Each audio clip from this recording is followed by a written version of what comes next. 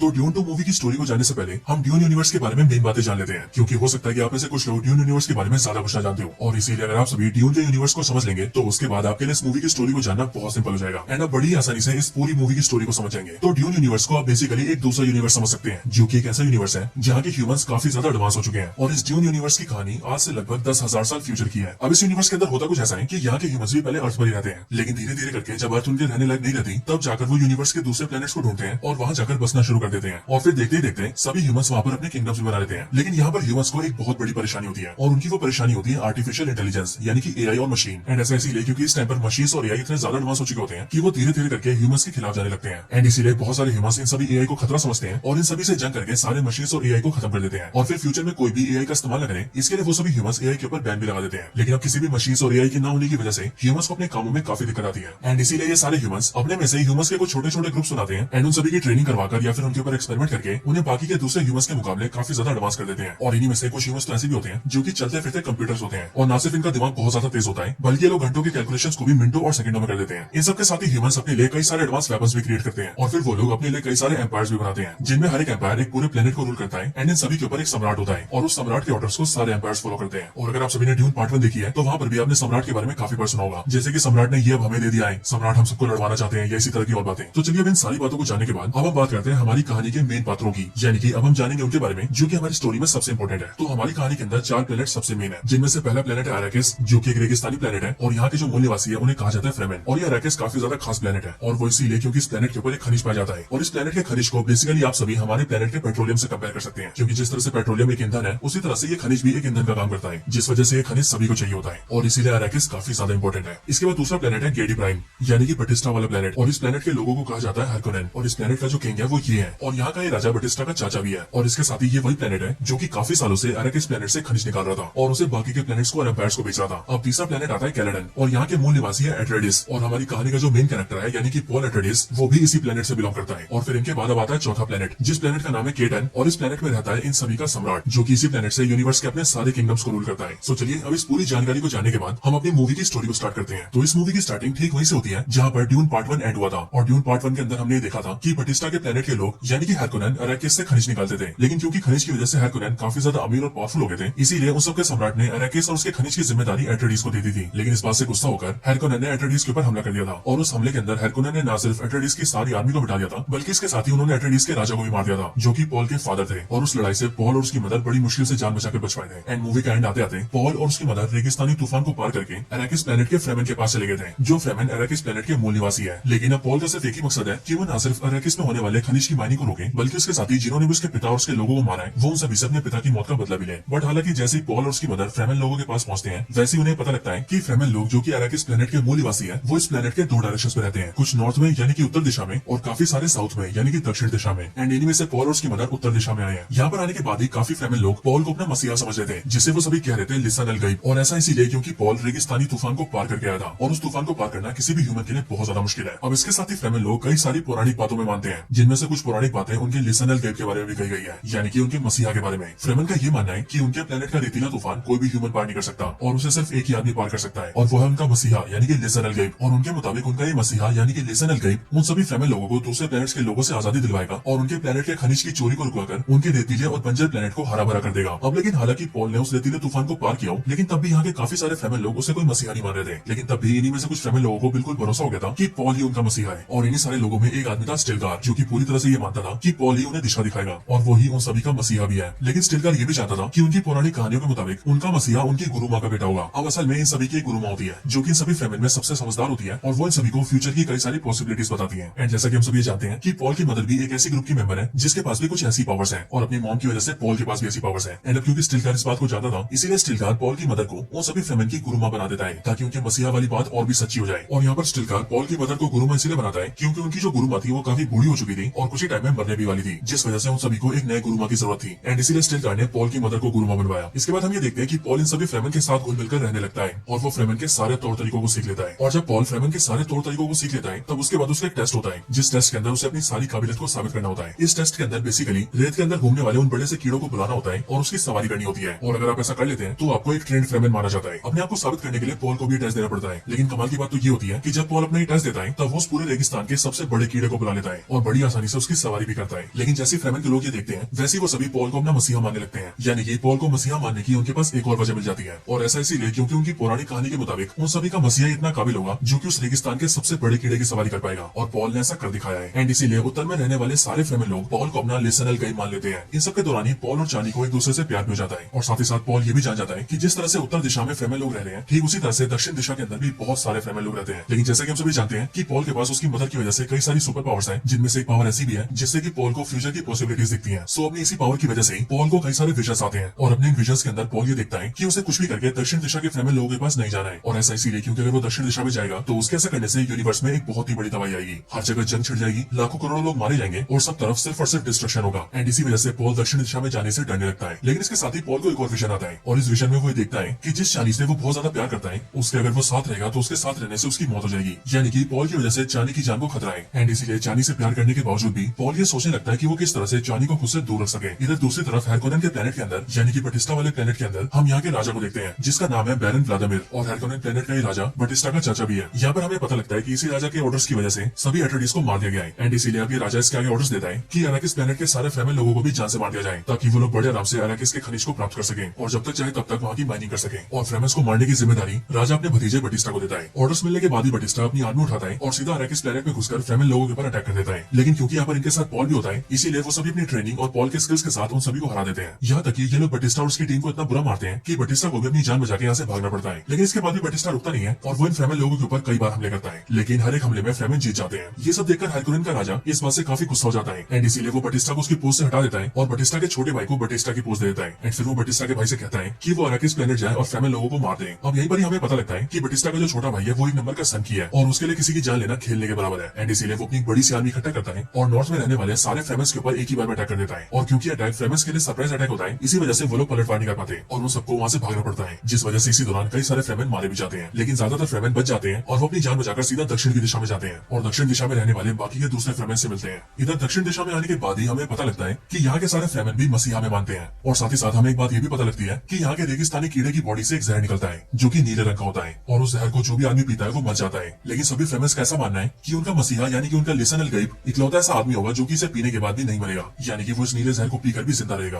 और अब क्योंकि पॉल की मदर उत्तर दिशा की गुरुमा बन चुकी थी एंड वो पॉल को इन सभी का मसीहा साबित करवाना चाहती थी, इसीलिए वो दक्षिण के लोगों से कहती है कि वो इस जहर को पॉल को पिलवाएं क्योंकि वही उन सबका मसीहा है। इसके बाद दक्षिण के सारे फ्रेमेन लोग ऐसा ही करते हैं और पॉल को वो जहर पिलाते हैं। एंड अब क्योंकि हम ये जानते हैं कि पॉल के अंदर कुछ खास पावर्स हैं, इसीलिए अपनी पावर्स की वजह से पॉल की जान नहीं जाती और वो जहर को पीने के बाद भी सर्वाइव कर जाता है। एंड इसीलिए ये सब देखकर दक्षिण के सारे लोग भी इस बात पर यकीन कर लेते हैं कि पॉल ही उनका मसीहा है, यानी कि उन सबका लिसनल गाइड। इसके बाद वो सारे फ्रेमेन लोग पॉल की आर्मी बन जाते हैं और पॉल के सारे ऑर्डर्स को फॉलो करते हैं और पॉल इन सभी का मसीहा बनने के साथ साथ पूरे अराकिस का राजा बन जाता है। इसके बाद पॉल सम्राट को एक संदेश भिजवाता है और उस संदेश के जरिए वो सम्राट से कहता है कि वो यानी कि पॉल एट्रेडिस अभी भी जिंदा है और वो सम्राट से अराकिस प्लेनेट पर मिलना चाहता है, और सम्राट को भी उससे मिलने आना ही पड़ेगा क्योंकि अगर सम्राट उसके पास नहीं आएगा तो वो बाकी सारे किंगडम्स और प्लैनेट्स में ये बता देगा कि उसके पिता और पूरे एट्रेडिस को मरवाने में सम्राट का ही हाथ है। और अगर उसने ऐसा सबको बता दिया तो फिर उसके बाद बगावत हो जाएगी और कोई भी सम्राट को सम्राट नहीं मानेगा, यानी कि सम्राट की गद्दी छिन जाएगी। एंड इसीलिए पॉल का संदेश मिलते ही सम्राट उसे मिलने तो जाता है लेकिन वो अपनी पूरी आर्मी ले लेता है और साथ ही साथ वो हैरकोनेन के राजा और उसकी पूरी आर्मी को भी साथ ले लेता है। और सम्राट ये डिसाइड करता है कि वो लोग मिलकर सीधा पॉल और सारे फ्रेमेंस को मार देंगे। लेकिन जैसे वो लोग अपनी पूरी आर्मी के साथ अराकिस प्लेनेट आते हैं वैसे वहाँ पर हमें देखते हैं कि पॉल भी अपनी पूरी आर्मी के साथ तैयार है। एंड इसीलिए उनके हमले से पहले ही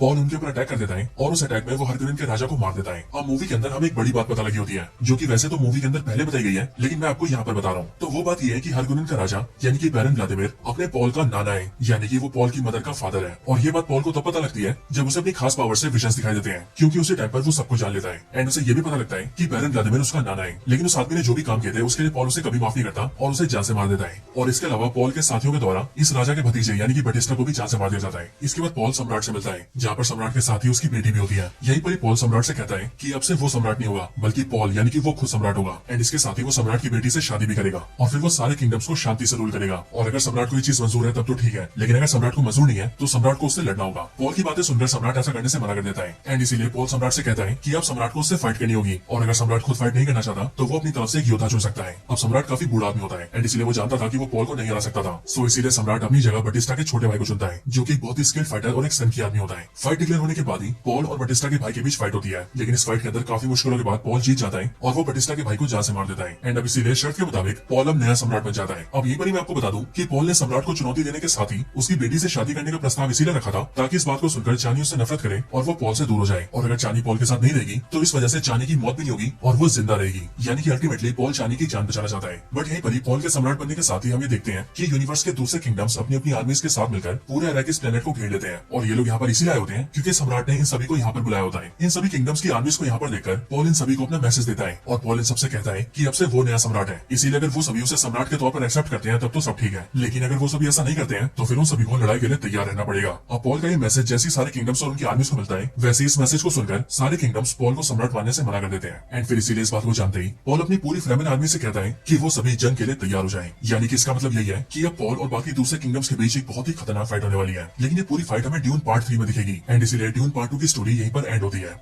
तो दोस्तों यही थी वीडियो ड्यून पार्ट 2 की कंप्लीट स्टोरी के ऊपर। आप सभी को ये वीडियो कैसी लगी मुझे कमेंट्स के अंदर जरूर बताएं और अगर आप सभी को ये वीडियो पसंद आई हो तो आप कमेंट्स के अंदर ड्यून 2 जरूर लिखें। और हाँ, वीडियो को लाइक तो जरूर करें। वीडियो के ऊपर एम करते हैं 5000 लाइक्स का। एम छोटा है तो जल्दी से पूरा कर लो। बाकी अगर आपको हमारे चैनल की ऐसी और भी कमाल की वीडियोस देखनी हो तो हमारा चैनल आप सभी के लिए खुला हुआ है, आप जाइए और सारी वीडियोस को वॉच करिए। तो बस आज की इस वीडियो में इतना ही। वीडियो को यहीं पर एंड करते हैं। वीडियो पसंद आई हो तो लाइक करें, चैनल को सब्सक्राइब नहीं किया तो भी सब्सक्राइब करें, वीडियो को शेयर करना चाहते हैं तो ज्यादा से ज्यादा शेयर करें और आप सभी इसी तरह से हंसते और मुस्कुराते रहें। मैं मिलता हूँ आपसे ऐसी किसी और बेहतरीन वीडियो में, तब तक के लिए गुड बाय।